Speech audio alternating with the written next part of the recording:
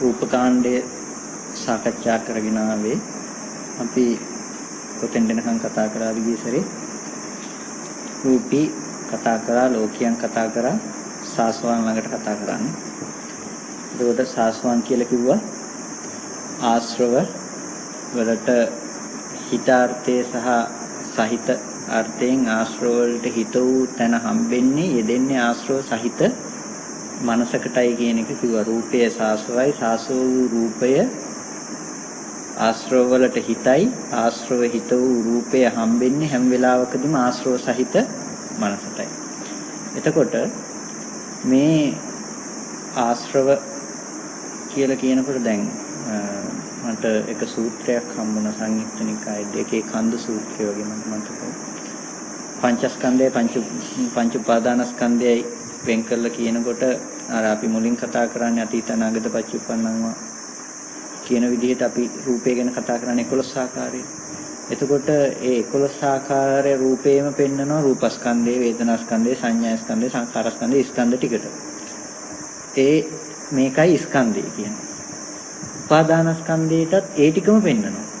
ඒ ටිකම පෙන්නලා හැබැයි සාසවා උපාදානීය. සාසෝ උපාදානීය ස්කන්ධ. දැන් මේ ස්කන්ධ ටිකම නම් සාසෝ වෙන්නේ. ඒ කියන්නේ එහෙනම් උපාදානස්කන්ධයි ස්කන්ධයි කියලා දෙකට බෙදන්න අවශ්‍ය නැහැ. දැන් ආශ්‍රව සහිතයි මේ දැන් රහතන් වහන්සේ රූපේ පරිහරණය කරනවා. රහතන් වහන්සේ පින්නපාත යන්නේ නැද්ද? දාන වරඳන්නේ නැද්ද? යන්නේ නැද්ද කියලානේ අහන්නේ. අර අපි එදා කතා කරපු ප්‍රශ්නෙත් එක්ක. එතකොට දැන් පංචස්කන්ධයයි පංච උපාදානස්කන්ධයේ දෙකක් බෙදලා පෙන්වන්න පුළුවන් කමක් නැහැ මේ පේන දෙයම සාසෝ වුණොත් එහෙම. එතකොට මේ රූපය හම්බෙනවා කියන බව සාසවා උපාදානීය කියලා කියන්නේ ආශ්‍රව සහිත උපාදානීය මනසකටයි මේක හම්බෙන්නේ. උපාදානයේ යෙදෙනවා මේ මනස තුල. ආශ්‍රව යෙදෙනවා මේ මනස තුල. එතකොට ඒ විදිහට තමයි හැම වෙලාවකදීම ස්කන්ධ සහ පංච උපාදානස්කන්ධය හඳුන්වන්නේ. ස්කන්ධ ටික හැම වෙලාවකදීම පිරිසුදුයි. ඒක සාසව නැහැ. ඒක ශාස්ත්‍රව වෙලා නැහැ. ආශ්‍රව යෙදෙන්නෙත් නැහැ ඒකේ. එතකොට හැම වෙලාවකදීම රූපයේ සාසවයි කියන්නේ මේ ධාතුව සාසවයි කියන තැන නෙමෙයි. ආශ්‍රව හිත හෝ නැති බව කියන්න වෙන්නේ මනස පැත්තෙන් මිසක රූපේ පැත්තෙන් කතා කරන්න පුළුවන් ද හිතේ ලක්ෂණ ටිකක්. සියුම් කාරණාවක් ඔය තුල තියෙන්නේ. කියන්නේ සාසවයි කියනවා දැන් කෙනෙකුට බැලුව බැලමට රූපේ සාසවයි. සාසවයි කියන්නේ ආශ්‍රව වලට හිතයි. රූපය ආශ්‍රව වලට හිතයි කියලා කියනකොට මේ රූපය ආශ්‍රව වලට හිතයි. ඒක නිසා කෙනෙකුට මේක දැකලා ආශ්‍රව ඇති කරගන්න පුළුවන්. කෙනෙකුට මේක දැකලා ආශ්‍රව නැතුව ඉන්නත් පුළුවන්. කියන කාරණාවක් තුල ගත්ත ගමන් කෙනෙක් ගන්න රූපය සාසවයි කියලා. නමුත් මේ කියන්නේ මේ රූපය සාසවයි කියන තැනකින් විතරක් විග්‍රහ කරන අර්ථයක් නෙමෙයි. සාසවයි කියලා කියන්න වෙන්නේ හැම වෙලාවකදීම ආශ්‍රව සහිත මනසකටයි රූපය හම්බෙන්නේ. ආශ්‍රව යෙදෙන්නේ මනසක මිසක මනසේ නොයෙදෙන ධර්මතාවයක් ගැන කතා කරන්න පුළුවන් කමක් නැත්තේ. රූපේ කවදාවත් හිතේ යෙදෙන්නේ නැහැ. චිත්ත විප්පයුත්තයි. ඒ වගේම හිත රූපේ යෙදෙන්නේ නැහැ. රූපේ කියන එක චිත්ත සංප්‍රයුක්ත දෙයක්ුත් නෙමෙයි. හිත කියන එක රූප සංප්‍රයුක්ත දෙයක්ුත් නෙමෙයි. එතකොට සාසවයි කියලා කතා කරන්නේ ආශ්‍රව වලට හිතාර්ථය ගත්තත් ආශ්‍රව වලට හිත හෝ අහිත තියෙන්නේ මනස තුල තමන්ගේ කෙලෙස්යේ බැස ගන්න පැත්තෙන් මිසක රූපේ පැත්තෙන් නෙමෙයි. රූපේ පුළුවන්කම තියෙන අහිංසක මට්ටමකින් අනාත්ම මට්ටමකින් එන්න විතරයි. ඒ අරඹය ඇති කරගන්න හිත බව හෝ ඇති කරගන්න බව තියෙන්නේ අපි තුල. ඇති කරගත්තාම ආශ්‍රවයයි කියනවා. ඇති කරගන්න කලින් ඒක දක්න බව කාම භූමියේ පවතින චිත්තචෛතසික ධර්මතා ටික සාසවයි. ආශ්‍රව ඇති කරගන්න හිතයි. තාම ආශ්‍රව ඇති කරගන්න තැනට යනකම් මේක වැඩුන්නේ නැහැ. ඒක නිසා මේ වැඩුන්නේ නැති එක ඒ නිසා සාසවයි. රූපේ ඇසුරු වෙන භූමිය හැබැයි ආ ඉන්නේ. රූපේ ඉක්මවල නැහැ. ඒක නිසා ඒ භූමියටයි චිත්තචෛතසික ටික සාසවයි. එතකොට මේ සාසව ධර්මතාවලට අරමුණු වෙන නිසා රූපෙද සාසවයි. එතකොට හැම වෙලාවකදීම හිතේ ලක්ෂණ ටික පැත්තෙනුයි මේ සාසව ගැන කතා කරන්න පුළුවන්කම තියෙනවා. ඊට පස්සේ ඒ කියන්නේ අර ආශ්‍රව සහිතයි කියන අර්ථය සහ ඒක යෙදෙන්න වෙන්නේ ඔය කතාවෙන්මයි. ඔක අපිට නෙත්‍තිප්‍රකරණය කෙනෙකුට බලා ගන්න පුළුවන්කම තියෙනවා. මේ ණය සමුත්ථාන කියන කොටසේදී මේ ආශ්‍රවය කියන තැනට එනකම් මේ ටික වර්ධනය වෙන හැටි ගැන වෙනම විග්‍රහ කරනවා. වෙනම පෙළක් යටතේ කොහොමද මේ ආශ්‍රව වැඩෙන්නේ කියලා.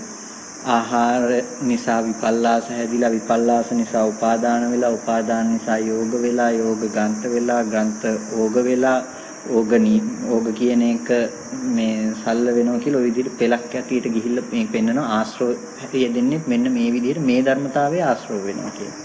එතකොට හැම වෙලාවකදීම ආශ්‍රව සහිතයි සහ සාසවයි කියලා කාරණා දෙකක් තියෙනවා. එදා කතා කරපු එකේ සාරාංශය මේ කතා කරන්නේ මේ ආශ්‍රව සහිතයි සහ ආශ්‍රව වලට හිතයි. ආශ්‍රව වලට හිත වූ දෙම හම්බෙන්නේ ආශ්‍රව සහිත මනසකටයි. රූපය ආශ්‍රව වලට හිතයි කියනවා. රූපය ආශ්‍රව වලට හිතයි කියන්නේ රූපය හම්බෙන රූපය ආශ්‍රවයක් කරගන්න පුළුවන් ආශ්‍රව ඇති කරගන්න පුළුවන් මනසකට. ඒකයි රහතන් වහන්සේට රූපය ඇසුරු වෙන්නේ නැහැ, රූපය හම්බෙන්නේ නැහැ කියලා කියන්නේ. සාසව ධර්මතාවයේ ඇසුරු වෙන්නේ නැහැ රහතන් වහන්සේට. ඊළඟ කාරණාව සංයෝජනීයයි. සංයෝජන ඇති කරන්න හිත ධර්මයක්. රූපේ කියන එක සංයෝජනීයයි. සංයෝජන ඇති කරන්න හිතයි. මොනවාද සංයෝජන? සක්කාය දිට්ඨි, විචිකිච්ඡා, සීලබ්බත පරාමාස, කාමරාග, පටිඝ, මාන, උද්ධච්ච, අවිජ්ජා, රූපරාග, අරූපරාග. එතකොට මේ ටික දස සංයෝජනයි. දස සංයෝජන වලින් පහ හෝරම් භාගයයි, පහ උද්දම් භාගයයි. එතකොට දැන් සක්කාය දිට්ඨි, විචිකිච්ඡා, සීලබ්බත පරාමාස කියන ටික හැම වෙලාවකදීම දස සංයෝජනම යෙදෙනවා රූපේ ඇසුරු වෙන මනස තුල. රූපේ ඇසුරු වෙන මනස තුල මුළු දස සංයෝජන ධර්මයන්ම යෙදෙනවා. සක්කාය දිට්ඨි කියන දේ පැහැදිලි ඉන්නේ කලින් අහලා තියෙනවනේ සක්කාය දිට්ඨිය කියන්නේ මොන මට්ටමටද කියලා. සක්කාය සහ සක්කාය දිට්ඨි කියලා කාරණා දෙකක් තියෙනවා. එතකොට සක්කාය කියන්නේ පංච උපාදානස්කන්ධය. සක්කාය දිට්ඨිය කියලා කියන්නේ පංච උපාදානස්කන්ධය ආරම්භය දිට්ඨි වශයෙන් ඇති කරගන්න මේ දිට්ඨිය දර්ශනය තමයි සක්කාය දිට්ඨිය. එතකොට සෝවාන් ඵලයෙන් දුර වෙන්නේ සක්කාය දිට්ඨිය. සක්කායයි සක්කාය දිට්ඨියයි වෙන් කරගත්තේ නැති වුණොත් එහෙම මම මගේ කියලා අපිට දැන් පුද්ගලයෙක් හම්බෙන තැනම සක්කාය දිට්ඨිය තියෙනවා අපිට අපේ මට්ටමින්. නමුත් සක්කාය දිට්ඨිය වෙන් කරගත්තේ නැත්නම් කෙනෙක් හිතන්නේ සක්කායම දිට්ඨිය හැටියට. සක්කායම දිට්ඨිය හැටියට ගත්තොත් එහෙම සක්කාය දුරු වෙච්ච තැනක කෙලිම සෝවාන් ඵලයේ පණවන්න බැරි වෙන අරහත් ඵලයේම පණවන්න වෙනවා.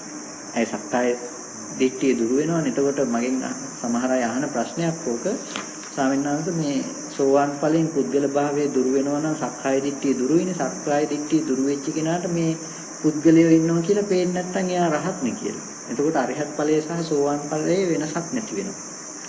ඒක නිසා දැන් සක්කාය දිට්ඨිය කියලා කියනකොට හැම වෙලාවකදීම දිට්ඨියයි සක්කායයි වෙනස්. සක්කාය කියන්නේ පංච උපාදානස්කන්ධය. පංච උපාදානස්කන්ධය කියලා කියන්නේ මේ සත්පුද්ගල බවට හම්බෙන මේ ගතිය. සත්පුද්ගල බවට හම්බෙන ගතිය නිසා ඇසුරු වෙනවා අපි නොදන්න මට්ටමින් දිට්ඨි මට්ටමේ කෙලෙස් ටික.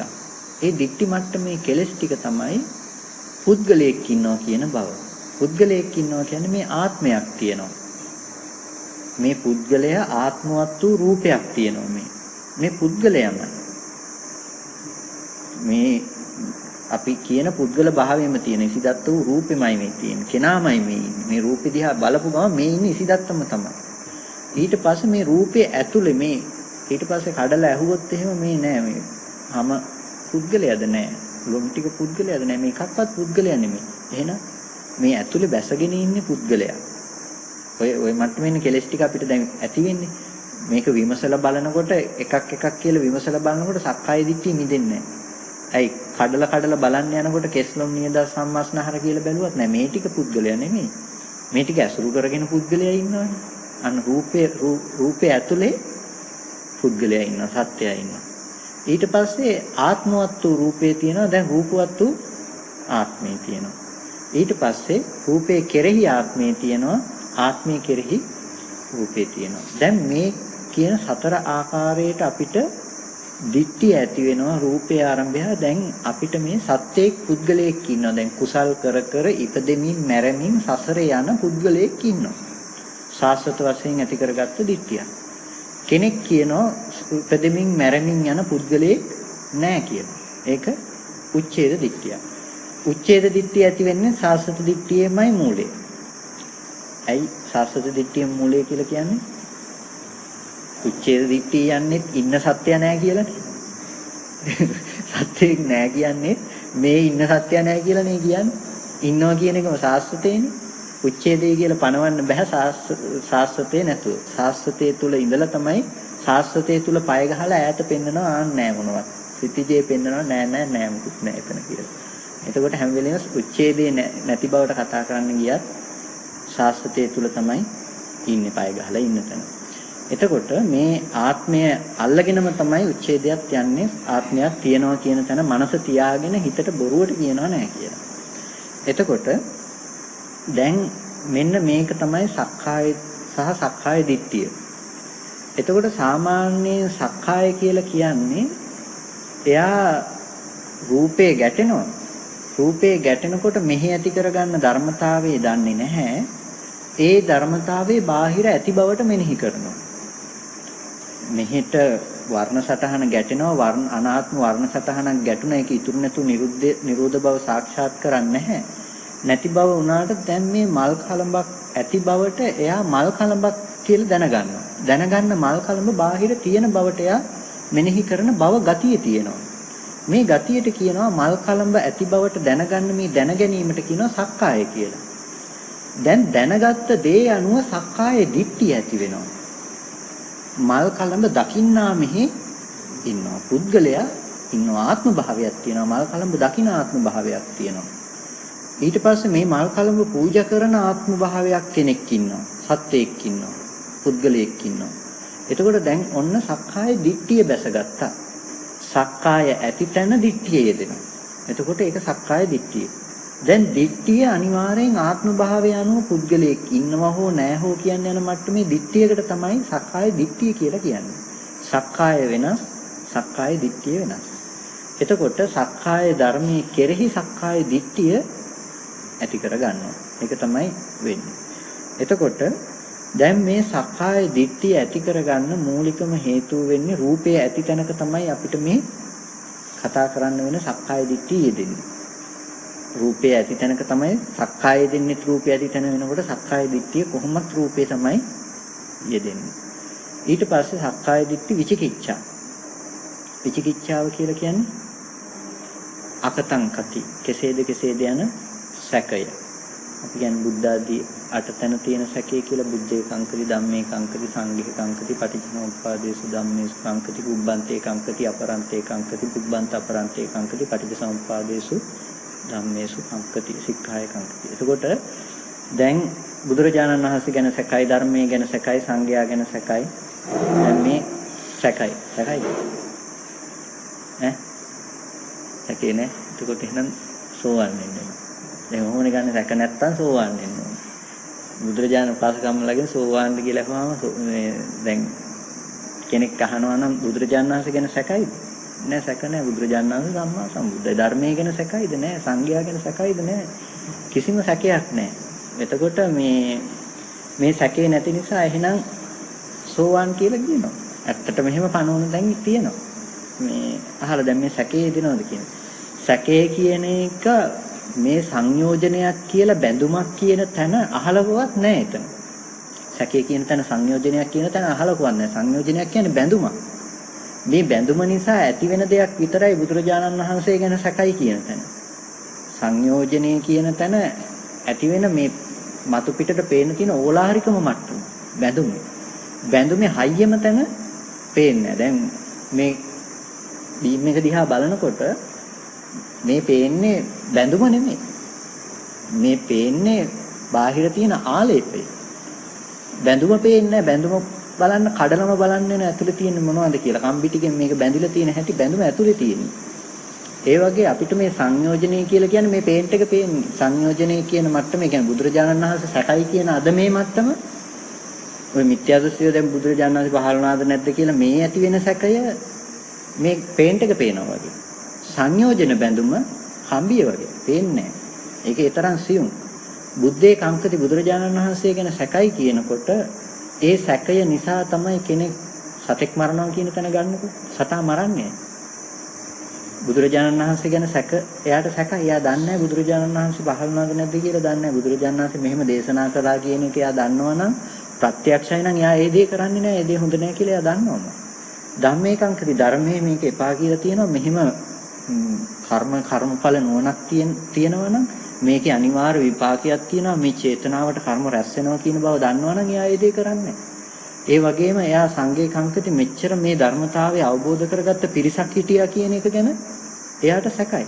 පුබ්බන්තේ කංකති අතීත අන්තය ගැන එයාට මේ කර්මයට විපාක තියෙනවා. අතීතෙත් මේ විඳින බව තියෙනවා කියලා පුබ්බන්තේ ගැන එයාට සැකය තියෙනවා. අපරන්තේ කංකති මේ අද රැස් කරන කර්මයේ විපාක දෙනවා කියන එක ගැනත් එයාට සැකයි. පුබ්බන්ත අපරන්තේ කංකති මේ දෙකම ගැන එයාට සැකයි. ඊට පස්සේ පටිච්චසමුප්පාදේසු ධම්මේසු කංකති මේ පටිච්චසමුප්පන්න ධර්මතාවයකුයි පවතින්නේ. මේ අද කරගන්න දේ අදින් ඉවරයි කියන භෞතිකවාදයක් නෙමෙයි. මේ පටිච්චසමුප්පන්න ධර්මතාවයක් තියෙනවා. මේ විඥාණයට ප්‍රත්‍යවෙල් මේ විඥාණය තව තැනකට බැස ගන්න පුළුවන් කියන ධර්මතාවය එයා දන්නේ නැහැ. මේ බැස ගන්නවා කියන තැන වෙන්නේ කොහොමද කියන එක. මේ අවිජ්ජාපච්චය සංඛාරා මෙන්න මේක නිසයි මේ කර්මයේ ඉපදිලා කර්ම විපාකයක් දෙන්නේ කියන මේ හේතුඵල ධම දන්නේ නැහැ. එතකොට පටිච්චසමුප්පාදේසු ධම්මේසු ගන්න සික්ඛාය කොහොමත් කංකති ශික්ෂාව ගැන. එතකොට මෙන්න මේ ටිකේ එයාට කොහොමත් සැකයි සතා මරනවා කියන තැන. බොරුවක් කියනවා කියන තැන, වරදක් කරනවා කියන තැන මේ ටික සැකයි. එතකොට මේ සමහර විට ඇහුවොත් බොරු කියන්නේ ගැහුවොත් මැරෙන්න හරි ගහනවා ඒ වුණාට සැකත් නැහැ කියනවා. කියන මට්ටමක කවදාවත් යෙදෙන්නේ නැහැ සංයෝජන නැති බවක්. ඒ සංයෝජනේ තියෙනවම තමයි. ඒක නිසා මේ සෝවාන් මාර්ගයෙන් ප්‍රහීන වෙනවා කියලා කියන්නේ දැන් මේ සක්කාය දිට්ඨිය රූපයේ ඇති මනසකම යෙදෙනවා. ඒ වගේම විචිකිච්ඡාව සැකය කියන තැනත් යෙදෙනවා රූපයේ ඇති හැම තැනම. රූපයේ ඇති හැම තැනකම යෙදෙනවා කියන්නේ මදුරුවෙක් කන්න මදුරුවෙක් එළියේ ඉන්න බවම එයා තුල තියෙනවා නම් කන්න අතක් තියෙනවා නම් මදුරුව මරනවා කියන කාරණාව වෙනවම තමයි. දැන් බලෙන් හික්මිලා ඉන්න පුළුවන්. නමුත් මදුරුව මරන්න යනවා කියන කාරණාව වෙනවම තමයි. සෝවාන් ආර්යයන් වහන්සේටත් අත තියෙනවා මදුරුව ඉන්නවා. හැබැයි හිත තියපු ගමන් පේනවා අත ස්පර්ශය සමගම ඉපදිලා ස්පර්ශ නිරෝධයෙන් නිරුද්ධ වෙන කය මිසක වෙන මදුරුවෙක් හරි අතක් හරි හම්බෙන්නේ නැති බවට නුවණ තියෙනවා. හිත තියපු ගමන් පේනවා. ඒක නිසා මදුරුව මරණ තැනට යනකම් වීතික්කමයක් කරන්නේ නැහැ සෝවාන් ආර්යයන්. ඒක ස්වභාව සීලයක් කියලා ජීවිතේක ආර්යකාන්ත සීලයේ බවට පත් වෙලා. එතකොට දැන් මේ සීලයේ තුල එයා හික්මන්නේ. එයාගේ ස්වභාව සීලයක් බවට පත් වෙලා. එතකොට මේ දර්ශනයෙන් එයාට විචිකිච්ඡාව නැහැ කියලා කියන්නේ සැකය කියන එක නැහැ කියලා කියන්නේ ඒ සැකය යෙදෙන්න හේතු ටික නැහැ එයා ළඟ. සැකය කියන කාරණාව ඇති වෙන්න හේතු ටික නැහැ. එයා ධර්මතාවයේ දැක්ක කෙනෙක් නිසා. අපිට අද සැකය තියෙනවා රූපයේ ඇසුරු වෙන හැම මොහොතකම. ගුටි කන්න ඇඟ තියෙනකන් ගහන්න තව මිනිස්සෙක් ඉන්නකන් ඒ මිනිස්සයාට බනින්න පෙරලා ගහන්න ඒ මිනිස්සයා මරන්න අපි පෙළඹෙනවම තමයි. එතනින් මෙහා අපිට හික්මෙන්න පුළුවන් අපෝ හොඳ නෑ පව්වේ මිනිස්සයා කියලා බැලුම් බෝලයක් වතුර යට ඔබාගෙන ඉන්නවා වගේ සංවර බවක් නම් ඇති කරගන්න පුළුවන්. හැබැයි බැලුම් බෝලේ අතෑරපු ගමන් උඩට මතු වෙනවා මේ හේතු ටිකම අපව මතුවෙලා ඉන්න පුළුවන්. ඒකයි අද අපිට තියෙන එක තරහ හිත රූපයේ ඇසුරු කරන මේ හිත අනාගතයට බුදුරජාණන් වහන්සේට ගල් පෙරලන තැන දක්වා යන්න පුළුවන්. බැරි කමක් නෑ. අනාගතයේ සංඝ බේදය කරන තැන දක්වා යන්න පුළුවන්. අනාගතයට අම්මා මරණ තාත්තා මරණ තැන දක්වා යන්න පුළුවන්. මේ කෙලෙසේ තියෙන බලවත් බව ඒකයි. මේ අද මේ තියෙන මට්ටමින් හැමදාම තියෙනවා පවතිනවා එහෙම නෙමෙයි. මේක වැඩෙනවා. අර මට්ටමට යන්න පුළුවන් බව මේක තියෙනවා. මේ පුංචි නුග ගහේ තියෙනවා හේතුව මහ විශාල නුග ගහක් හදලා දෙන්න පුළුවන්. ඒ වගේ මේ රූපය හම්බෙන මනසේ තියෙනවා ලක්ෂණයක් සංයෝජනය හදලා විචිකිච්ඡාව කියන එක අර මට්ටමට හදලා බුදුරජාණන් වහන්සේ මරන්න මේවා කරන්න තරම් මේ හිතේ බලවත් බව තියෙනවා. දේවදත්ත හාමුදුරු දකින්න එපා එතන කෙලෙසේ දකින්න. විචිකිච්ඡාවේ තියෙන බලවත් බව. එයා වික්මවල යන තරම් විචිකිච්ඡාවේ තියෙන බලවත් බව. ඒක නිසා දැන් මේ සක්කාය දිට්ඨි විචිකිච්ඡා කියලා කියනකොට හැම වෙලාවකදීම විචිකිච්ඡාව තියෙන්නේ රූපයේ ඇති තැනකමයි රූපය ඇසුරු කරගෙනමයි. ඊට පස්සේ සීලබ්බත පරාමාස. සිල් වෘත රකින්න උත්සාහවත් වෙන්නේ. මොකෙන්ද? රූපයේ ඇති තැනකම. මම මේ විදිහට සිල් වෘතයක් සමාදන් වෙනවා බල්ලෙක් වගේ ඉන්නවා ඌරෙක් වගේ ඉන්නවා හරකෙක් වගේ ඉන්නවා මේ විදිහට ආහාර රටාවක් මම අනුගමනය කරනවා මේ ඔක්කොම පේන්නේ මොකක් ඇති කල්ලිද? කය ඇති කල්ලි. රූපය ඇති කල්ලි. රූපයත් එක්ක යා ගනුදෙනු කරන්නේ. ඒ නිසා මොන වෘතයක් සමාදන් වෙලා මොන විදිහේ සිල්වතෙක් කියලා කිව්වා. එයා ගනුදෙනු කරන තැන රූපේ හම්බෙන ප්‍රතිපදාව නම් තියෙන්නේ. ඒක සීලබ්බත පරාමාසය. තෙලස් දූතාංගම සමාදන් වෙලා හිටියත් ඒ ඉන්න කෙනා යන්නේ රූපය හම්බෙන මගන සමාදන් වුණ කෙනත් සමාදන් රකින්න කෙනා ඉන්න ගහත් හම්බෙනවා නම් කියලා මම එදා කිව්වේ ගහක් යට ඉන්නවා කියලා ඉන්න කෙනයි ගහයි හම්බෙනවා නම් යාට ප්‍රතිපදාව තුළ ඒ ධර්මතාවය යාට බැස ගන්නවා නම් ඒක සීලබ්බත පරාමාසයි. ඇයි එයා යන්නේ රූප නිරෝධගාමිනී ප්‍රතිපදාවෙන් මේ රූප සමුදයයි. රූපය හම්බෙනවා එයාට. එයාගේ සීලයේ වැටිලා තියෙන එතෙන්ට. ඒක නිසා ඒක සීලබ්බත පරාමාසයි එතකොට. රූප නිරෝධගාමිනී ප්‍රතිපදාව වැඩෙන කෙනාට එයාට කිසිම දවසක එයාගේ ඥාන දර්ශනයේ නුවණ රූපේ මත පතිත වෙන්න බෑ. එතකොටයි ඒක සීලබ්බත පරාමාස ගණයෙන් මිදෙන්නේ. එයා ගහක් මුල ඉන්න පුළුවන් කෙලෙස් දුරු කරගන්න මනස ඇති කරගන්න. නමුත් එයාගේ ඥාන දර්ශනයේ දැක්ම සත්‍ය ඥානය කියන තැන සීලබ්බත පරාමාස දර්ශනයක් එයා ළඟ තියෙන්නේ. ඒ දර්ශනේ සාක්ෂාත් කරගන්න යන්නේ. එතකොට එයා ඇලෙන්නේ නැහැ ගහ යට ඉන්න බවටවත්. එතකොට එයාට මම ගහක් යට ඉන්න මෙච්චර දුතාංගධාරියෙක් කියන කෙලෙස් එයා ළඟ එන්නේ නැත්තේ. නැත්තම් ඒ කෙලෙස් එයා ළඟ බැස ගන්නවම මම මෙච්චර ගහක් යට ඉන්නවා මම සිල්වත්. සිල්වත් පුද්ගලයා තමා තුළ දකින්නය. දකින්නකොට තමා තුළ සිල්වත් පුද්ගලයෙක් දකින්න එකේ අනිත් පැත්ත මොකද්ද? එළියේ මේ සීලේ නැති අනිත් අය හම්බෙනවා එයාට. තමා සිල්වතෙක් කොට දකින්නකොට මේ සීලේ නැති තව කෙනෙක් අනිත් අය හම්බෙනවා. හම්බෙන්නේ කොහොමද? අත්ුක්ඛංසති පරං වම්බෙහිති.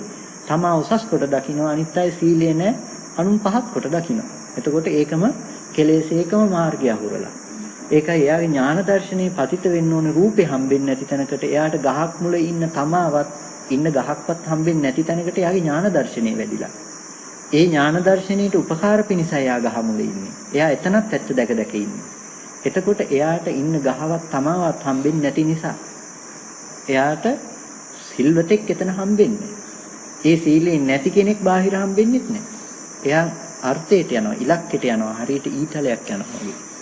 එතකොට මේ විචිකිච්ඡාව සීලබ්බත පරාමාස කියන මේ ඔක්කොම සංයෝජන ටික ඇති වෙනවා රූපය ඇති තැන. අපේ සීලයේ තුලද අද සීලබ්බත පරාමාසයන් තියෙනවම තමයි. අපේ සීලයේ තුලද සීලබ්බත පරාමාසයේ ස්පර්ශ කරන මේ සංයෝජනේ අපි දුරු කරලා නැහැ. තුන්වර සරණ ගියයි කියලා මේ සංයෝජනේ දුරු කරලා නැහැ. මේ පේන්ට් එක වගේ අපි දකින්නේ අද. සංයෝජනීය කියන බැම්ම අපි දකින්නේ නැහැ. ඒකයි මේ සීලය සීලබ්බත පරාමාසයෙන් ස්පර්ශ කරනවා කියලා කියන්නේ. ඒකයි සිල්වතෙක් බලන්න හදන්න එපා. හැම වෙලාවකදීම මේ ධර්මතාවයේ උපකාර කරගන්න සීලයේ උපකාරයක් කරගන්න. ඒකෙන් මම කියන්නේ මේ ශික්ෂාපද අයින් කරන්න කියලා නෙමෙයි. ශික්ෂාපද රකින්න මේ ධර්මතාවයට උපකාර පිණිස. එතකොටයි එයාගේ සීලය මේ ධර්මතාවයට උපකාර පිණිස යෙදිලා තියෙන්නේ. ඒකෙන් මම මේ කියන්නේ මේ සින්දුවක් කියලා ඇවිල්ලා මේ සද්දේ සද්ද මාත්‍රයෙන් ඉවරයි කියනවත් එහෙම නැත්නම් වචී විඤ්ඤාති රූපයක් නෙතිබුණේ කියනවත් කියලා නෙමෙයි. එතකොට වචී විඤ්ඤාති රූපේ මේ විදිහට උපදවන්න හේතුුනේ තමා තුළ තියෙන ලෝභය. Tamanට සද්දේ ඇති තැන. සද්දේ නැත්තම් කියන්නේ යන්නේ නැහැනේ. වචී විඤ්ඤාති රූපේ පිරිසිදු දැක්කනම් ඒක ඒ විදිහට කියන්නේ යන්නේ නැහැ. එතන සිහිය යෙදෙනවනේ යාට. සිහිය නොයෙදුණු බව. ඒකමයි යාට සීලේ නැත්තේ. ඒක නිසා මේ අපි යන්නේ සිල් රකින්න ඕනේ තැනකට හැමදාම ඇති කරගන්න යනව නෙමෙයි ස්වභාව සීලයකට යන්නේ. මේ සීලය හැමදාම බලෙන් රකින්න ඕනේ නෑ දැන් සින්දු කෑල්ලක් කියවෙයිද මේකේ හිතේ මිමිනිනවා කියවෙයිද නැහැ කියලා බලෙන් රකින්න දෙයක් නෙමෙයි මේ තියෙන්නේ. ස්වභාව සීලයකට යන්නේ ස්වභාවයෙන්ම අපිට මේකේ හිතට එන්නේ නැහැ කියවන්න තරම්. ඒ ස්වභාව සීලයක් තියෙනවා. ඒ මට්ටමට යනකම් යන්නේ. එතකොට හැමදාම හිත සංවර වෙන්න දෙයක් නැහැ. ඊට පස්සේ අපිට තියෙනවා කාමරාග පටිඝ. කාමරාගය ඇති වෙනවා නම් ඇති වෙන්නේ කොහෙද? රූපයේ ඇති තැනක කාම වස්තුව බාහිර හම්බෙනවා. එතකොට මේ කාමනීය වස්තුව කියලා අපි මෙහි යෙදෙන කාමයට සාපේක්ෂව බාහිර රූපේ කාමනීය රූපයක් කරගන්නවා. එතකොට සම්පූර්ණම මේ කාමරාගයේ රූපේ ඇති තැනක කාමරාගෙ මෙහි හදා ගන්නවම තමයි. එළියේ රූපේ තියෙනවා නම් තියෙන කෙනා කැමති නොවි ඉන්නවා කියන බවක් වෙන්නෙම නෑම තමයි. අනිවාර්යෙන් කැමති වෙනවා. කෙනෙක් කියනවා නම් එළියේ රූප තියෙන අපෝ මම කැමති වෙන්නේ නැහැ කියලා කියනවා නම් ඒක අමෝලිකම බොරුවක්. රූපේ තියෙන තැනක රූපය හම්බෙනවා නම් හම්බෙන තැන රූපේ එළිය හම්බෙන තැන අනිවාර්යෙන් කැමති වෙනවා. හිතන්නකෝ හම්බෙන්නෙම අකමැති අරමුණු කියලා. හම්බෙන්නෙම අකමැති අරමුණු කියන්නකෝ. තියෙන රූප කියන්නකෝ. අකමැති බව වෙන්නේ. කැමති දෙයට සාපේක්ෂව ඉන්න කෙනාට සාපේක්ෂව මට මේ රූප අනිෂ්ට වෙලා අකාන්ත වෙලා හැම වෙලාවකදීම මෙහි කෙනා සහ බාහිර දේ යන්නේ. එතකොට සම්පූර්ණම කැමති වෙනවමයි කියලා කියන්නේ රූපය තියෙන කෙනා රූපේ උපේක්ෂාව වුණොත් ඔය ගැන හිතන්නේ නැහැ. එහෙනම් තණ්හාව නැහැ කියලා කිව්වා. තණ්හාව නැති බවට කැමති වෙලා යා. ඒ කියන්නේ රූපය ගැන ඇලෙන්නේ නැති බවට කැමති වෙලා. ඒකත් රූපේ මත පිහිටලා තියෙන්නේ. මේ දානශාලාව මත පිහිටලා ඉන්නවා වගේ තමයි ඒකත් අපි. රූපේ මත පිහිටලා ඒත් ඉන්නේ. කැමති වෙන්නේ නැති බවට ඇලිලා ඒකට කැමති වෙලා. මම ඕල්ට මම තණ්හාවක් නැහැ කියලා තණ්හාව නැති බවට එයා කැමති වෙලා. ඒකත් රූපේ මත. අපෝ මේස අපෝ මේ මේස වලට මම මේ තණ්හා කරන්නේ නැහැ මේක ඕනේ කියලාත් නැහැ මට එපා කියලාත් නැහැ. මට කිසිම දෙයක් නැහැ මම උපේක්ෂා සහගතයි. එතකොට මම උපේක්ෂා සහගතයි කියලා මම උපේක්ෂාවට කැමති වෙලා. හැබැයි මේ උපේක්ෂාව කොහෙ පතිත වෙච්ච එකද? මේසෙ මත පතිත වෙච්ච එකක්. ඒ වගේ මේ කෙනෙක් මේ ලෝකෙම උපේක්ෂයි. ලෝකෙම උපේක්ෂයි. නමුත් උපේක්ෂාව පතිත වෙච්ච තැන දන්නේ නැහැ. මේ ඊයේ පෙරේද මහත්තයෙක් මට කතා කරා යා හිතනවා යා නිරෝධ සමාපත්තියට සම්වදිනවා කියලා. යා වර්ධව වටහාගත්ත දෙයක්. ඒ කියන්නේ මේ දැන් සංඥා වේදිත නිරෝධ සමාපත්තිය කියලා කියනවනේ.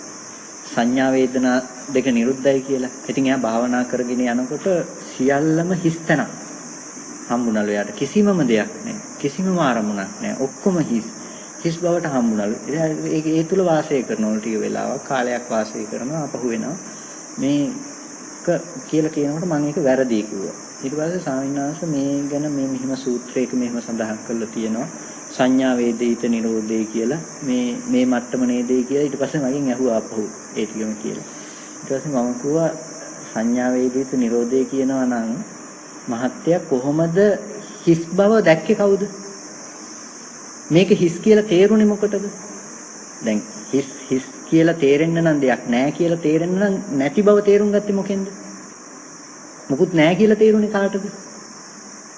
නැහැ කියලා තේරුණ බව ඇති උනේ Tamanට. මොකුත් නැහැ කියලා නැති බව දැනගත්තේ මොකෙන්ද? නැති බව දැනගත්තේ හිතකින්. එතකොට ඒ නැති බව දැනගන්න හිත නිසා එතන හිස් වෙලා. එතන හිස් වෙලා නැහැ. මුළු ලෝකෙම නැහැ. හැබැයි Taman පය ගහලා ඉන්න තැන තියෙනවා. එතන පේන්නේ. ඒ වගේ ඔක්කොගෙම හිස්. හැබැයි Taman ඉන්න තැන Tamanට පේන්නේ. ඒක නිසා ওই පැත්තෙන් ওই ශුන්්‍යතාවයෙන් යන්න බෑ. සත්පුද්ගල භවෙන් ශුන්‍යයි කියන තැනයි මේ කතා කරන්න කියලා එයාට මම විග්‍රහ කරලා දුන්නා.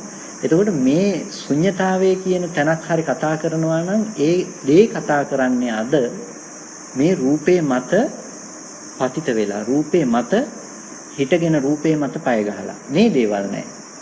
එතකොට ඒක රූපේ මත පතිත වෙච්ච දෙයක්. එතකොට සක්කාය දිට්ඨි විචිකිච්ඡා සීලබ්බත පරාමාස කාමරාග පටිඝ කියන ඔය ටික ඔක්කොම සම්පූර්ණම දැන් පටිඝය තරහක් ඇති කරගන්නවා නම් තරහක් ඇති කරගන්නේ මොකද්ද? සංඛාරස්කන්ධය ගැන තරහ ඇති කරගන්නවද? සංඥාව ගැන තරහ ඇති කරගන්නවද? විඥානය ගැන තරහ ඇති කරගන්නවද? පුද්ගලයා ගැන තරහ ඇති කරගන්නවද? පුද්ගලයා ගැනනේ අපි තරහ ඇති කරගන්නේ. කෙනෙක් පුද්ගලයෙක් දෙයක් ගැනනේ තරහ ඇති කරගන්නේ, ගැටෙන්නේ. අපි පටිගය ඇති වෙන්නෙම දෙයක් ගැන. යටත් පිරිසෙන් මේ පැත්ත බලලා අනිත් පැත්ත බලනකොටත් අපිට පටිගය එදෙනවා. පටිඝානුසය අනුසය වෙනවා. එක පැත්ත බලාගෙන ඉඳලා අනිත් පැත්ත බලනකොටයි මේ පැත්ත එපා වෙලා තමයි අනිත් පැත්ත බලන්නේ. දැන් ඇති බලන් හිටියා මේ පැත්ත. දැන් බලනවා මේ පැත්ත. පටිඝය ගැටෙන බව. මේ අරමුණේ ගැටෙනවා. ගැටෙන බව නිසා අනිත් පැත්ත බලනවා දැන්. මේ එක දිහාවක් බලාගෙන ඉඳලා අනිත් පැත්ත බලන තැන පවා අපිට තියෙන පටිඝානුසය. ඕක අනුසය පැත්තෙන් දුරු කරන්න බෑ අපිට. පටිඝානුසයෙන් දුරු කරන්න බෑ ඕක. පැත්ත හම්බෙන තැනයි දුරු කරන්න ඕනේ. බලන්න පැත්තක් හම්බෙන්නේ නැත්තම් එතනිනුයි ඒක දුරු කරන්න වෙන්නේ. කියන්නේ රූප නිරෝධයෙන් එතන දුරු කරගන්න වෙන්නේ අපිට.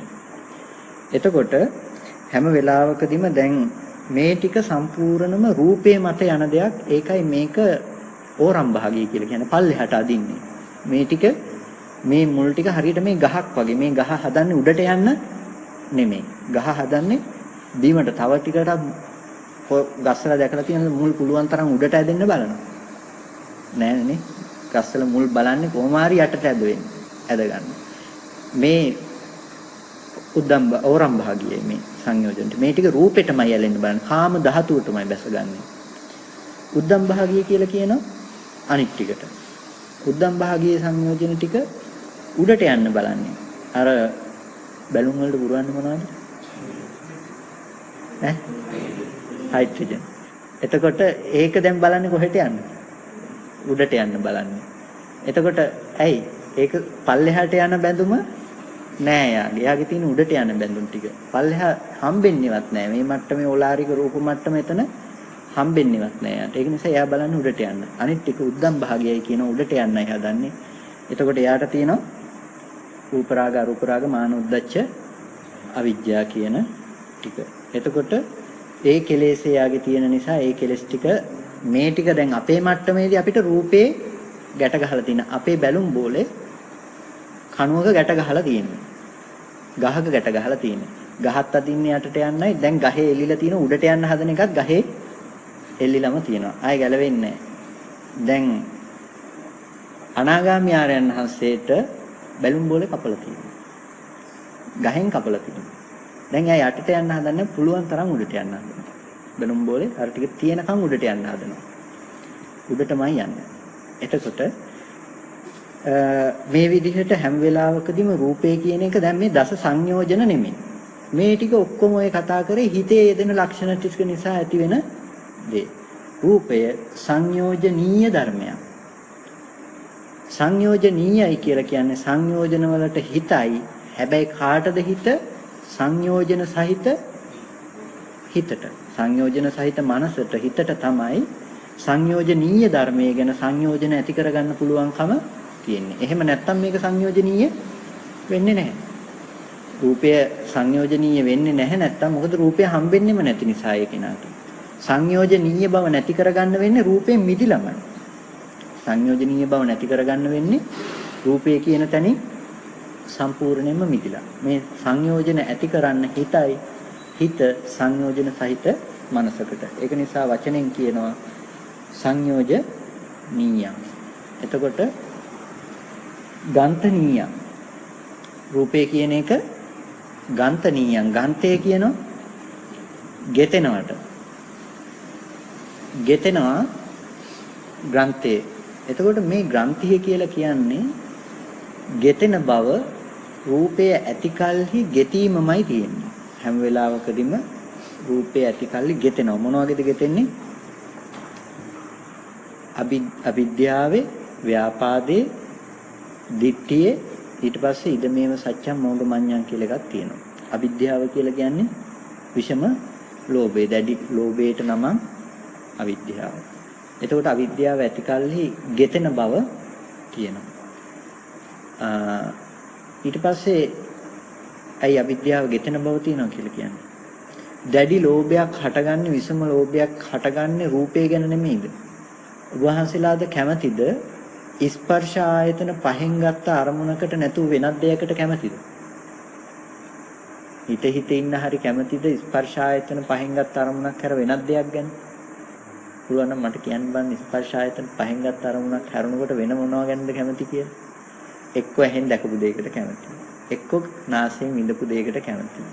එක්ක දිවෙන් විඳපු රසයකට කැමති. එක්ක නාසයෙන් විඳපු ගඳ සුවඳ, කනෙන් ආපු සද්දයකට, කයෙන් විඳපු ස්පර්ශයකට කැමති.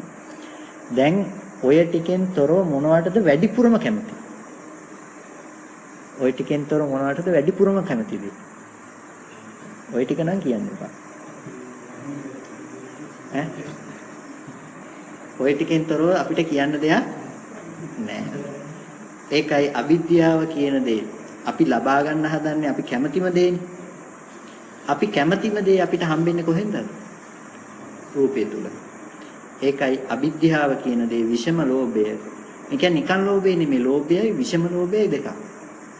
ලෝභය කියලා කියන්නේ සාමාන්‍ය තණ්හාව කියන දේ. තණ්හාව කියන දේ කැමති වෙන බව. නාම ධර්මතාවලක් තියෙනවා යෙදෙන තණ්හා ලක්ෂණය තියෙනවා. නිකාන්තික්ෂණේ තණ්හාව කියලා හරි කියන්නේ. මේ කියන්නේ විෂම ලෝභය. මේ කැමති පුද්ගලයාටමයි. මේ කැමති රසයටමයි. මේ කැමති ගන්ධයටමයි. මේ කැමති සද්දෙටමයි. මිහිරි සද්දෙටමයි කැමති. අහවල් ගායකයාගේ සින්දුවටම තමයි කැමති. කෙලින්ම විෂම ලෝභය. ඒක සාමාන්‍ය ලෝභයේ ඉක්ම වූ මට්ටමක්. විෂම ලෝභය එතන තියෙන්නේ. ඒ විෂම ලෝභයේ ලක්ෂණය තමයි රූප, ශබ්ද, ගන්ධ, රස, ස්පර්ශ කියන ටික මත පතිත වුණ බව. එයාට කෙලින්ම හම්බෙන්නේ එළියේ තියෙන සද්දෙටයි මම කැමති කියලා. නමුත් ඇත්තටම සද්දෙටද කැමති උනේ සද්දය ඇහෙනකොට ඒක හොඳයි කියලා හිතන මෙහි මනසටද කැමති උනේ. සද්දෙ මිහිරි බව තිබුණ නැහැනේ.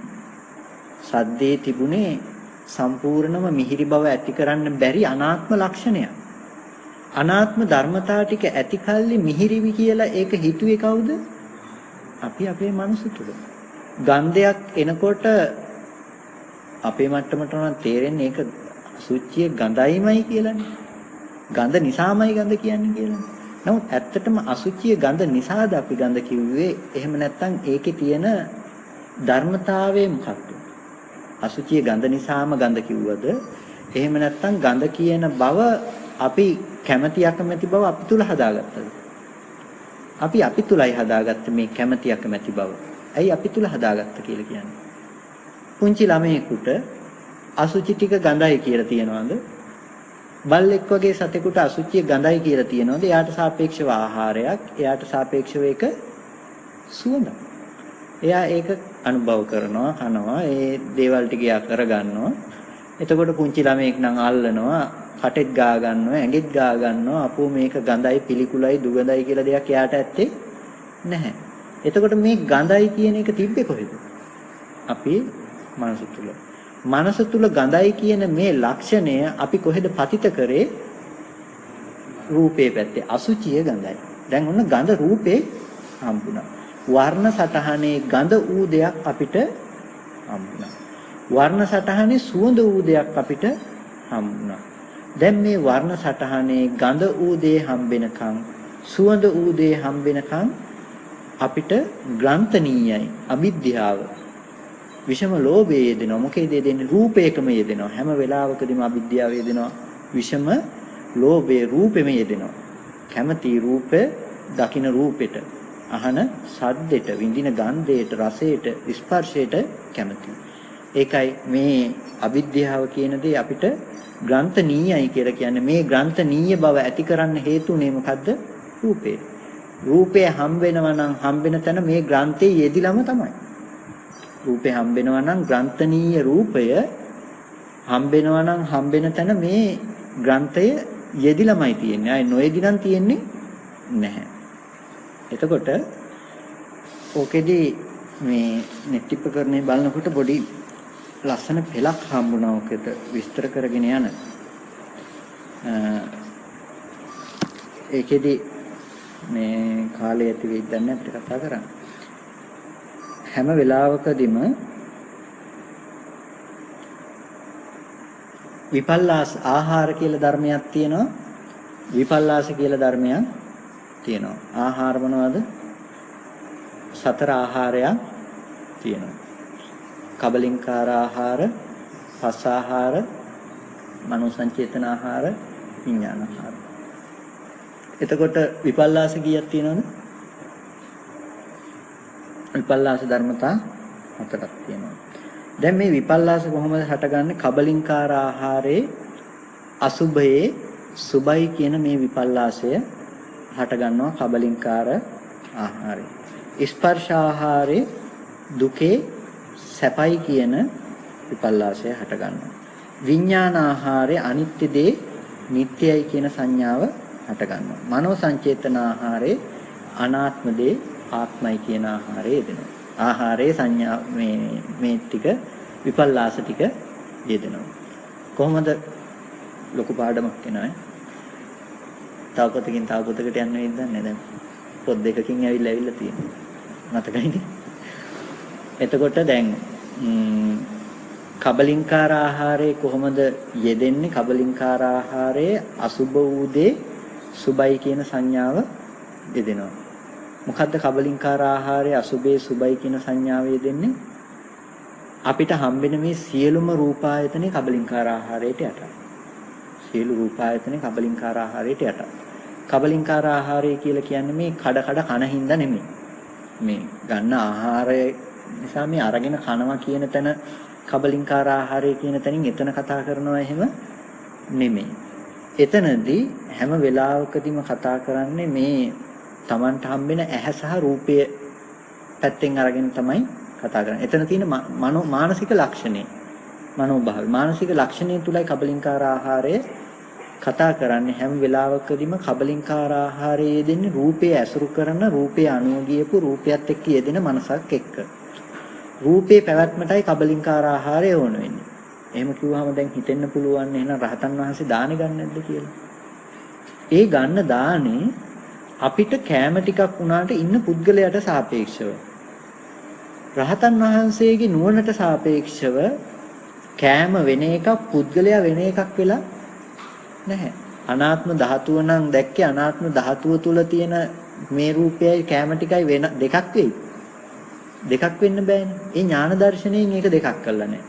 ඥාන දර්ශනේ නැති අපිට කැම වෙන් වෙලා රහතන් පුද්ගලයා වෙන් වෙලා රහතන් වහන්සේ කැම ගන්නවා.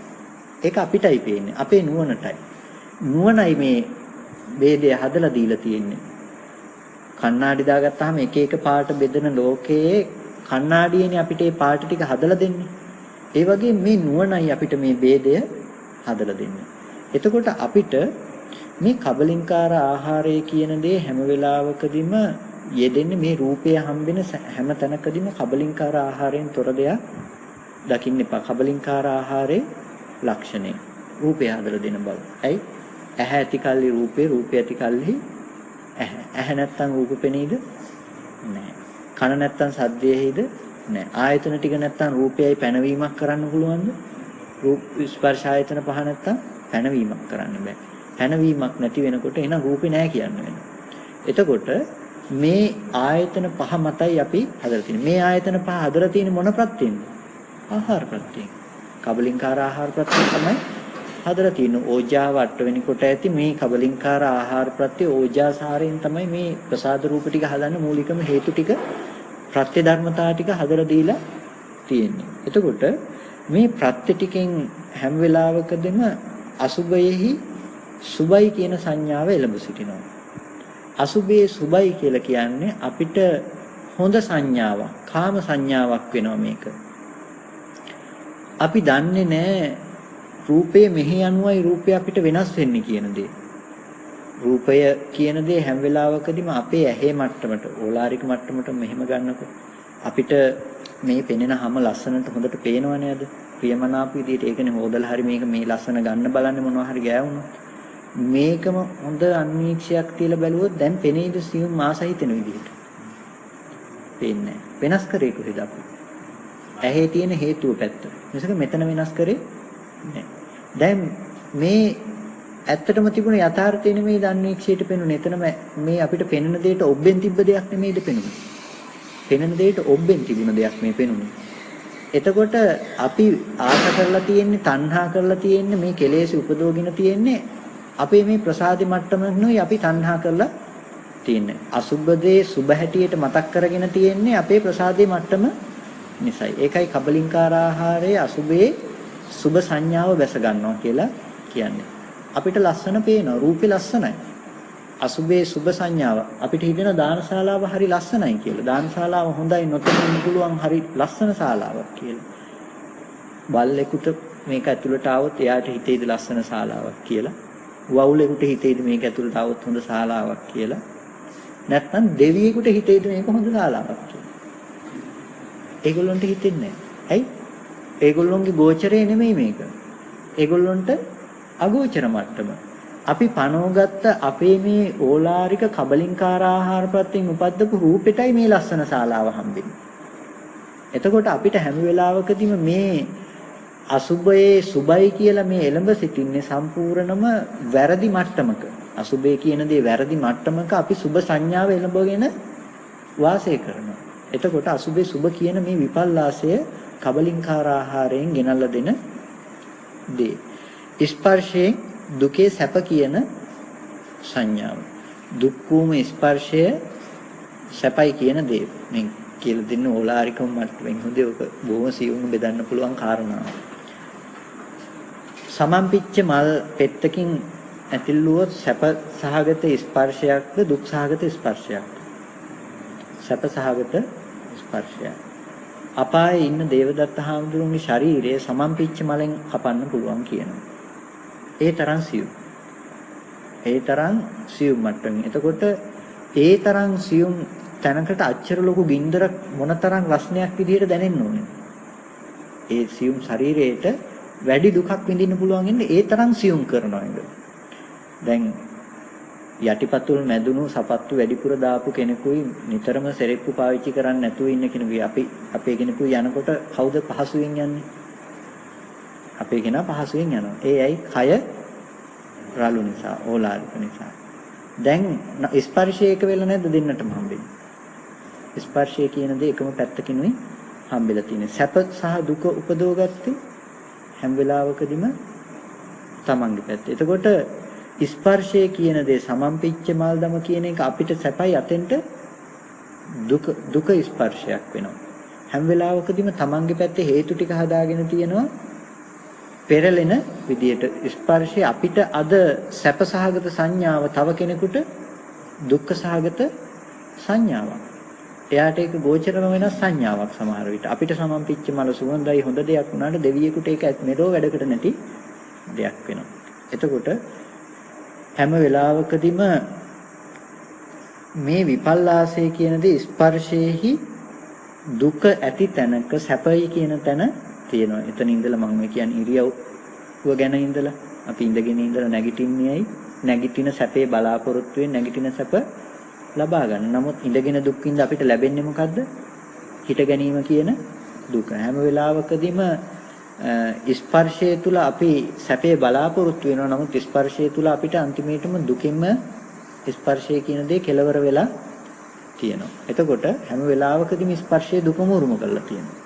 ඒක නිසා ස්පර්ශ ආහාරය හැම වෙලාවකදීම ඕක ස්පර්ශයේ කියන තැනට ස්පර්ශ ලක්ෂණයට යනකම්ම ගෙවන්න ඕනේ. මොහොමද ස්පර්ශයේ දුක වෙන්නේ කියන තැනට යනකම්ම ගෙවන්න ඕනේ. මේ නිකන් අදාළ කාරණාවට එනකම්ම මේ විස්තර කරගෙන යන්නේ. ඊට පස්සේ විඥාන ආහාරය අනිත්‍ය දේ නිට්ටයයි කියලා. අනිත්‍ය දේ නිට්ටයයි කියලා සංඥාව හදාගන්නේ කොහෙටද? හැම වෙලාවකදීම රූපය අනිත්‍ය වූ රූපේ නිට්ටය හැටියට උපදවගන්නේ කොහෙද?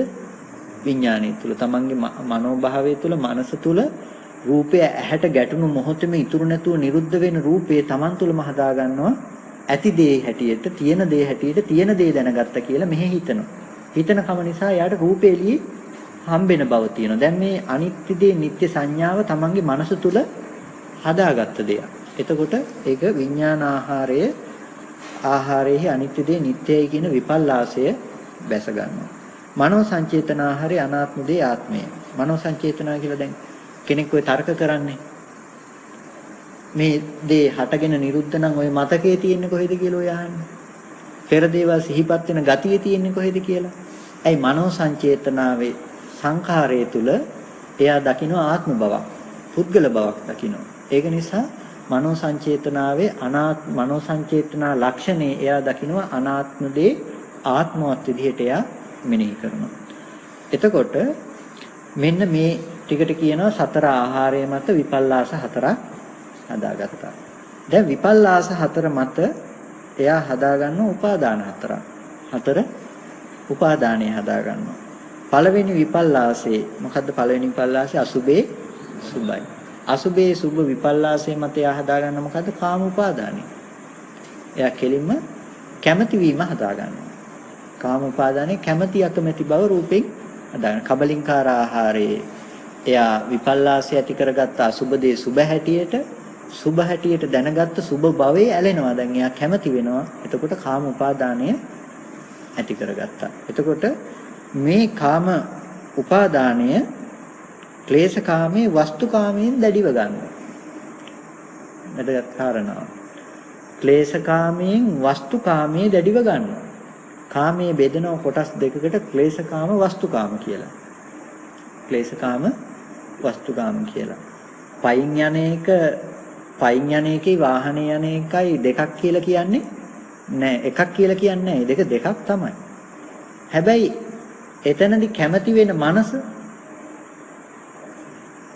පයින් යන්න කැමති වෙන පයින් යන එක හොඳයි කියලා කැමති වෙන කෙනාගේ අපු වාහනේ නම් යන්න බෑ පයින්මයි යන්න ඕන කියලා පයින් යන කැමති වෙන කෙනාගේ මනසයි වාහනෙන් යන්න ඕනි කියලා කැමති වෙන කෙනාගේ මනසයි අපිට පේන්නේ දෙකක් කියලානේ. නමුත් කැමැත්ත එක නෙමෙයි. කැමැත්ත ලක්ෂණේ කැමති වෙන බව එක නෙමෙයි. කැමති වෙන බව එකයි. හොඳට කුටියක් හදලා ඉන්න ඕනේ කියලා කැමති වෙන කෙනයි. ගහක් මුල දුක් විඳගෙනම ඉන්න ඕනේ කියලා කැමති වෙන කෙනයි. කැමැත්ත එක නෙමෙයිද? කැමැත්ත එකයි. තියෙන රූපේ මත පතිත වෙච්චි කැමැත්ත. උපාදානිකයි. යෙදිච්චි උපාදානිකයි. උපාදානයේ පතිත උනේ තැන් දෙකක වෙන්න පුළුවන් නමුත් උපාදානයේ එකයි. එතකොට දැන් කෙලෙස් දෙක කෙලෙස්ේ පතිත වුණාම වස්තුකාමයේ පැත්තට කෙලෙස්ේ මෙහි වස්තුව බාහිර කෙලෙස් කාමයේ නිසා මෙහි කාමයේ පතිත කරනවා බාහිර රූප පැත්තට වස්තුව කාමයක් විදිහට අපිට පේන්නේ රූපේ කාමයක් විදිහට. දැන් අපිට ලස්සන වාහන ලස්සන ගෙවල් දොරවල් ලස්සන පුද්ගලයෝ මෙහි ඇති කරගන්න කෙලෙස්ේ බාහිර වස්තුව මතට පතිත වුණාම අපිට පේන්නේ පුද්ගලයා ලස්සනයි වගේ. අපිට පේන්නේ හඬ මිහිරි වගේ. දැන් කාම වස්තු ඇති කරගන්නයි කෙලෙස්ේ මෙහි පතිත කරා වස්තුව පැත්තට වස්තුව ලස්සනයි වස්තුව හොඳයි වස්තුව මිහිරි අපිට පේන්නේ වස්තුකාමයක් හදා ගන්නවා අපි. දැන් ක්ලේශකාම වස්තුකාම කියලා දෙකක් තියෙන්නේ ඔහොම. වස්තුව මෙහි පවතින කෙලෙස් වශයෙන් පවතින කාමය බාහිර වස්තුව පැත්තට පතිත කරලා අපි වස්තුවෙන් කාමය දකිනවා. කාමනීය රූප හදා ගන්නවා. එතකොට මේ පළවෙනි විපල්ලාසයේ හැම වෙලාවකදීම ක්ලේශකාමයෙන් වස්තුකාමයේ දැඩිව ගන්නවා. ඉන්න පුද්ගලයන්ට කැමති වෙනවා දේව සද්ධාහන්න කැමති වෙනවා මේක කාම උපාදානය කියලා කියනවා. ඊට පස්සේ දෙවෙනි විපල්ලාසය මොකද්ද? දුක්ඛේ සැප කියන විපල්ලාසය. දුකේ සැප කියන විපල්ලාසය තුල අනාගත භවයේ දැඩිව ගනී. එතකොට භව උපාදානය ඇති කරගන්න. මොකද්ද අනාගත භවය? සැපසහගත භව තුල ඉන්න කැමති නැද්ද? සැපසහගත භව නෙමෙයි උපදින්න හදන්නේ හැම වෙලාවකදීම. කවුරුත් අකමැති භවයේ උපදින්න හදනවා. නෑ සැපසහගත භවයේමයි උපදින්න හදන්නේ. සැපසහගත භවයෙන් උපදින්න හදනකොට දුකමයි උපදින්නේ කියන එක වෙනම කතාවක්. ස්පර්ශයේ දැක්කේ දුක් වූ ස්පර්ශයේ සැපනේ දැක්කේ. ඒක නිසා ඒ සැපයට අනුවයි දැන් භවයේ උපද්දව ගන්න හදන්නේ. සැප වශයෙන් දැක්ක තැන භවය හදා ගන්නවා. භවය නිසා දැන් ආපහු දුක එනවා. නතර කරන්න බෑ. එතකොට හැම වෙලාවකදීම දැන් මේ භව උපාදානය හැදෙනවා යාට අර විපල්ලාසය ඇති තැන. ඊට පස්සේ තුන්වෙනි විපල්ලාසය මොකද්ද? අනිත්‍ය නිට්ටය සංඥාව. අනිත්‍ය දේ නිට්ටයව තියෙනකොට දැන් මේ පවතින හිතක් හම්බ වෙනවා. පවතින හිත නිසා එයාට සංසාරේ පැවැත්මක් හම්බ වෙන විඥානය මේ යන විඥානයක් පවතින විඥානයක් යාට හම්බ වෙනවා. ඊට පස්සේ හතරවෙනි විපල්ලාසය මේ මතක තියෙන පුද්ගලයෙක් ඉන්නවා කැමැති අකමැති කර්මයේ කර්මඵලයේ තියෙනවා මේ නිසා මේ කර්මයට උපදිනවා ආයෙ උපදිලා කර්ම රැස් කරගන්නවා ආයෙ උපදිනවා ආයෙ යනවා කම්මසගත සම්මා දිට්ඨිය කියලා කියන්නේ අපි සම්මා දිට්ඨිය උනත් කර්මයේ කර්මඵලය අදහන්න ඕන මේ කර්මයෙන් මේ උපදිනවා මේ රැස් කරගන්න ආය උපදිනවා. ලෝකෙ තුල ලෞකිකයි. එතකොට උපාදානය, භව උපාදානය අපිට අත්වාද උපාදානය මේ පින්පව් රැස් කරගෙන යන ආත්මයක් තියෙනවා. වැරදි නෑ, අකුසලේ නෙමේ කුසලේ, නමුත් අත්වාද උපාදානය. එතකොට මෙන්න මේ උපාදානය ඇති කරගන්නවා. ඊට පස්සේ මේ ධර්මතා ටිකම දැන් අපි යෝගනීයන් කතා කරේ නැහැ තාම. යෝග ධර්මතා ටිකේ යෙදෙනවා. එතකොට අපි යෝග ධර්මතා ටිකේ යෙදෙන ටික ඊළඟ දවසේ කතා කරමු. යෝගනීයන් කියන ටික එක්ක. උපාදානය දැන් පැහැදිලිද? උපාදානය කියන කාරණේ. උපාදානය කියන එක හැම වෙලාවකදීම කාම වශයෙන් අර ඇති කරගත්ත ධර්මතාවයම අපි කී හිටියේ මේ භව උපාදාන, කාම උපාදානේ, භව උපාදානේ දික්ටි වශයෙන් එයා උපාදානය කරගත්තා. ඊට පස්සේ ආත්ම වශයෙන් භව වශයෙන් ගත්තා. ඊට පස්සේ ආත්ම වශයෙන් ගත්තා. එතකොට මේ ඒක අත්වාද උපාදානය කියලා කියනවා. මේ પરම්පරාවක් පවතගෙන යන ආත්මයක් තියෙනවා කියලා ගත්තා. දැන් මනෝ සංචේතනාව ආවේ කොහොමද? මනෝ සංචේතනාහාරයේ පිරිසිදු නොදන්නාකම නිසා අනාත්මේහි ආත්ම කියන විපල්ලාසය ඇති වුණා. විපල්ලාසය නිසා හිතේ පෙරළුණු සංඥාව නිසා අත්වාද උපාදානය හදාගත්තා. අපිට ආත්ම භාවයක් කෙනෙක් ඉන්නවා කියලා ඕන දැන් උපාදාන වුණා. දැන් කෙනා ඉන්නවා, අපිට පුද්ගලයා ඉන්නවා.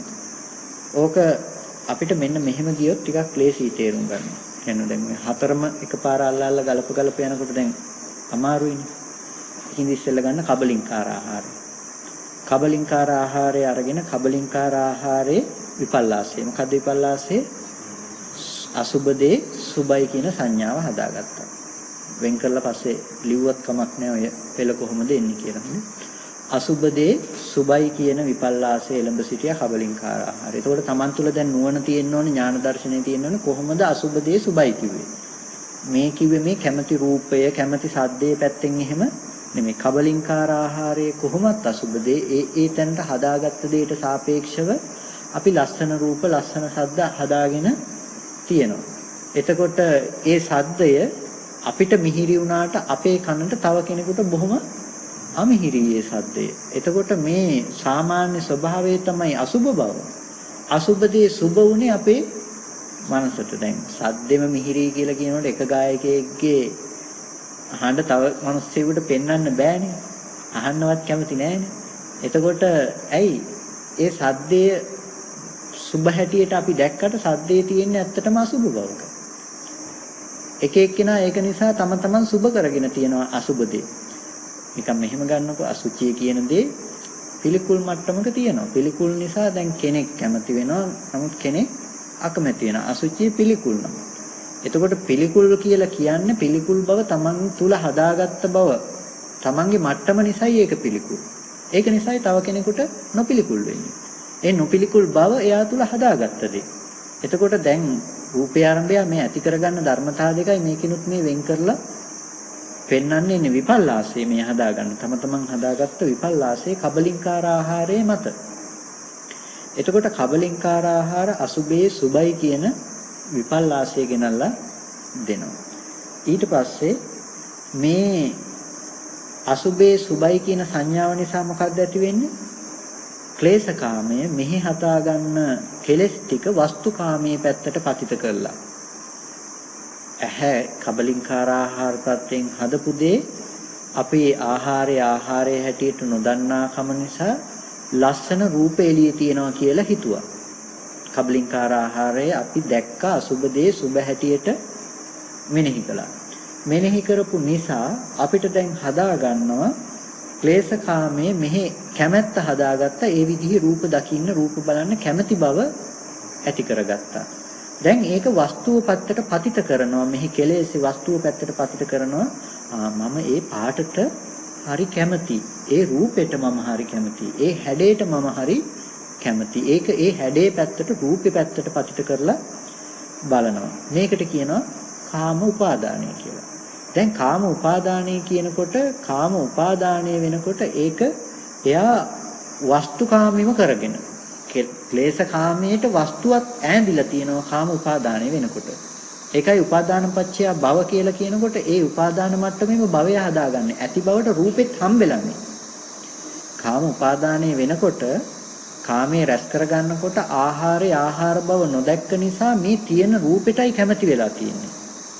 එතකොට මෙහි හදාගත්ත කැමැත්ත අනාත්ම රූපේ පැත්තට පතිත කරලා කැමැති වූ රූපේ හදාගෙන. ඒ කැමැති වූ රූපේ එයා දකින්නේ කැමැත්ත තිබ්බේ මෙහි.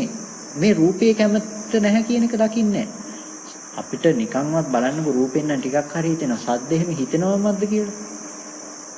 අපිට හිතෙන්නේ සද්දෙම මිහිරි කියලානේ. සද්දෙම හොඳයි කියලානේ හිතෙන්නේ. නමුත් ඇත්තටම සද්ද මිහිරිද? මිහිරි බව මෙහි හදාගත්තේ කිව්ව පිළිගන්නවා. මිහිරි බව ඇත්තටම මෙහි හදාගත්ත ධර්මයක්. මෙහි ක්ලේශ කාමය වස්තුව මතට පතිත කරලා මිහිරි සද්දේ ලස්සන සින්දුව හදාගත්තා අපි. තේ හදාගෙන බොන්නේ කියන්නේ ඒකයි. ලස්සන සින්දුව හදාගත්තා. තේක රසට හදාගත්තා වගේ. ලස්සන සින්දුව හදාගෙන අහනවා අපි. එතකොට දැන් මේ ක්ලේශ කාමේ වස්තු කාමේ පැත්තෙන් දැක්කා. ඊට පස්සේ ඔන්න දැන් ඒක එක පෙලෙන් ගත්තා. ඊට පස්සේ ඊළඟ එකනොත් කාමේ මේකම ගන්න දැන්. අපි දැන් හදාගත්තේ කාම උපාදානය.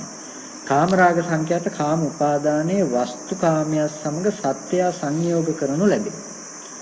දැන් මේ කාම රාගය කාම උපාදානයේ වස්තු කාමයේ සමග සත්‍ය සංයෝග කරනවා. දැන් ඒක සත්පුද්ගල භාවයෙන්ම දකිනවා. යෝගයි කියන දැන් ಜಾතිය පැත්තෙන් අරගත්තොත් මේ ಜಾතිය පැත්ත කතා කරන යෝගය යොදනවා දැන් එයා. යෝග කියන්නේ යෙදෙන බව. දැන් යෝගය කියන එක හැම වෙලාවකදීම එයා යොදනවා මේ ඇති කරගත්ත කාමයේ පුද්ගල භාවයේ පැත්තෙන්. එළියේ සුචිත්ත ඉන්නවා තමයි ඉන්න සුචිත්තට මම හරි ආසයි. දැන් පුද්ගල භාවයේ පැත්තෙන් යෙදුවා කෙලින්ම කබලින්කාර ආහාරයේ පිරිසිදු දැක්කේ නැහැ. දැක්කේ නැති නිසා අසුබදේ සුබ හැටියට මෙනෙහි කළා. ඇහැ පිරිසිදු දැක්කේ නැති නිසා. දැන් අසුබදේ සුබ හැටියට නොදැක්ක නිසා මට ඇති වුණා මොකද්ද? මට ඇති වුණා මේ පැත්තෙන් ස්පර්ශය ගැන මේ ඇති වුණ ස්පර්ශ නෙමෙයි. අපිට මේ උපාදානය හදාගත්තා. උපාදානය නිසා අපි මේ කැමැති වූ රූපේ වස්තු ක්ලේශකාමයේ වස්තුවත් එක්ක යෙදුවා. දැන් පුද්ගලයාත් එක්ක යෙදුවා. දැන් සුචිත්තටම යෙදුවා. දැන් ඇහැ රූප මට්ටමත් ඉක්මවලා දැන් පුද්ගලයාම සුචිත්තමයි. කැමැති රූපේ විතරක් නෙමෙයි දැන් රූපෙට විතරක් නෙමෙයි කැමැති. සුචිත්ත වූ පුද්ගලයෙකුට දැන් මම කැමැති. දැන් ලෝකේ පුද්ගලයා ඉන්නවා කැමැති කෙනා මට ඉන්නවා සුචිත්තටමයි කැමැති කියලා. දැන් ඒක යෙදුවා රූපේ. ඉස්සෙල්ලා දැක්ක මේ ගුණා මට හොඳයි කියලා. සුචිත්ත නෙමෙයි කියලා. ඊට පස්සේ දැක්ක බව විතරයි තිබ්බෙද. යෝගයේ තියෙන ලක්ෂණය තමයි මේ ගුණා හොඳයි කියලා දැනගෙන අල්ලගෙන ආවිලා ගැට ගැහුවා කරත්තේ. යෙදුවා දැන් කරත්තේ. දැන් තියෙන්නේ ඇදගෙන යන්නේ. හොඳේ? යෝගය. දැන් යොදනවා. හොඳේ? දැන් යොදනවා කියන බවව දැන් නිකන් යොදන්න බෑ. මේ හරකව කරත්තේ නිකන් යොදන්න බෑ. මොනවද ඕනේ? නිකන් යොදන්න පුළුවන්ද? කරත්තේ ළඟට ගෙනල්ලා හරක නතර කරා කියලා එතන යෙදුවා කියලා හරියන්නේ නෑ. මනාව යොදන්න වෙනවා මේ හරකව. කොහොමද යොදන්නේ? කරත්තේ ලණුවක් තියලා මේ හරකව හොඳට ගැට ගහන්න ඕනේ. අන්න දැන් ග්‍රන්ථය අවශ්‍ය වුණා. ග්‍රන්ථනීයයි. අපිට ග්‍රන්ථය අවශ්‍ය වුණා, බන්ධනය අවශ්‍ය වුණා. දැන් මේක බඳින්න. එතකොට මේ ලෝභ ලක්ෂණයේ තියෙන මේ තණ්හාව ඇලෙන ලක්ෂණය අවිද්‍යාව කියන මේ ග්‍රන්ථය අපිට ඇති කරා. අවිද්‍යාව කියන මේ කාය ග්‍රන්ථය ඇති කරා. දැන් අපි කයකම ගෙතෙනවා. සුචිත්ත කියන කයකම ගැටෙනවා. දැන් මේ ග්‍රන්ථිය ඇති වුණා. එතකොට දැන් අල්ලගෙන ආව ඉස්සෙල්ලා දැක්ක පමණින්ම හොඳ ගොනෙක් කියලා තීරණය කරා. හොඳ ගොනෙක් කියලා තීරණය කරගෙන ඇවිල්ලා කරත් ළඟට අරගෙන ආවත් තියලා මේ ග්‍රන්ථියෙන් බැඳලා බැඳලා දැන් හොඳට අපිට දැන් තියෙනවා අවිද්‍යාව කාය ග්‍රන්ථිය. කායකම යෙදෙනවා. කායකම ගැටෙනවා. දැන් සුචිත්තම පුද්ගලයෙක්ගේ යෙදෙනවා. පුද්ගලයා හම්බ වෙනවා මට. දැන් කැමැති කෙනා පුද්ගලයාම ආත්ම භව වශයෙන්ම මේ මෙතන රැඳිලා ඉන්නවා. අන්න ඕකට කිව්වා යෝග යෝගනීයයි කිව්වා යෙදුවා, ග්‍රන්ථනීයයි කිව්වා තියලා කරත්තේ ගැට ගැහුවා. දැන් තියෙන්නේ මොකක් කරන්න? දැන් තියෙන්නේ ඇදගෙන යන්න. කරත්තේ ගැට ගැහුවා. දැන් තියෙන්නේ ඇදගෙන යන්න. මොකුත් කරන්න දෙයක් නැහැ. දැන් තියෙන්නේ ඇදගෙන යන්න. මොකක්ද ඇදගෙන යන්නේ? දැන් ඇදගෙන යනවා. ඒකට කියනවා ඕග. සැඩපහර. දැන් ගහගෙන යනවා. කරන්න දෙයක් නැහැ. කාමෝග. දැන් කාමයට හසුනා. දැන් ගහගෙන යනවා. දැන් සුචිත්තව හම්බුණාට පස්සේ දැන් සුචිත්තව හොඳින් තියන්න වෙනවා. ලෙඩ දුක් හැදුනොත් දැන් මට බලන්න වෙනවා සුචිත්ත ගැන. දැන් සුචිත්තව හොඳින් ඉන්නවද? සතුටින් ඉන්නවද? හොඳට හැදෙනවද? දැන් සුචිත්තත් එක්ක මට සෑහෙන ගනුදෙනුවක් තියෙනවා කරන්න. මෙයා හොඳට ඉන්න ඕනේ, මෙයා හොඳට හැදෙන්න ඕනේ, මේ විදියට ඉන්න ඕනේ, මෙයා මේ විදිහේ කෑම කන්න කැමති. දැන් කෑම දෙන්න ඕනේ සතුටු කරන්නට. දැන් පුද්ගලයා ඉන්නවනේ මට. දැන් ඉන්න පුද්ගලයාව පුළුවන් තරමක් මං හොඳින් තියනවා. ලෙඩක් දුකක් වුණොත් දැන් කිස ගිනිගත් එක් වගේ බේත් හොයනවා, ඖෂධ හොයනවා. මුල මොකද්ද? ඇහැ පිරිසිඳ දැක්කේ නැහැ, රූපේ පිරිසිඳ දැක්කේ නැහැ. කබලින්කාර ආහාරේ අසුබ දේ සුබ විදිහට මෙනෙහි කරා. විපල්ලාසින්දලා ආවා. දැන් මට ඕගෙට ගහගෙන යන තැනට එනකම්ම ආවා. ඊට පස්සේ සල්ලයි ඇනෙනවා. නිකන් නෑ. සුචිත්ත නිකන් ඉන්නේ අයින්නවා ඊට පස්සේ. සල්ලය.